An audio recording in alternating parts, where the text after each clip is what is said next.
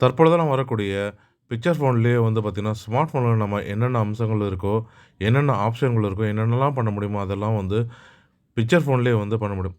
அவ்வளோ பெரிய ஸ்மார்ட் ஃபோனில பண்ணக்கூடிய விஷயங்கள சிறிய அளவுல இருக்கிற பிக்சர் ஃபோன்லேயே பண்ண முடியும். அந்த வகையில Nokia தரப்புலேருந்து களமிறங்கப்பட்டது தான் Nokia 3210 4G ஃபோன். தற்பொழுது இந்த ஃபோன் வந்து ரூ.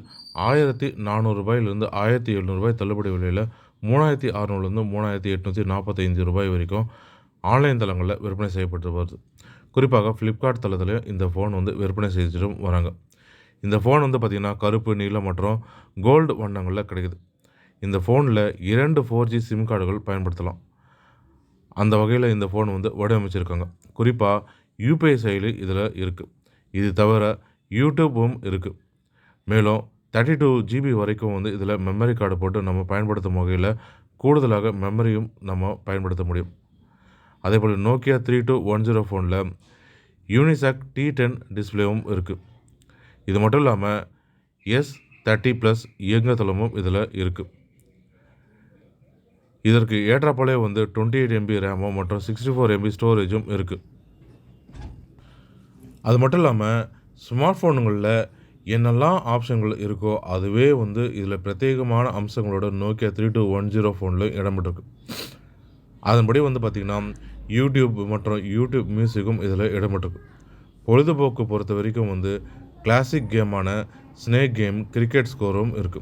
அதுபோக வானிலை, சோகாபான், டெட்ரிஸ் ஆகிய செயல்களும் இதில இடம் பெற்றிருக்கு.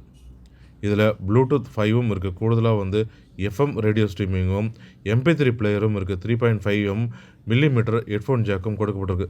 டைப் சி சார்ஜிங் இதில கொடுக்கப்பட்டிருக்கு.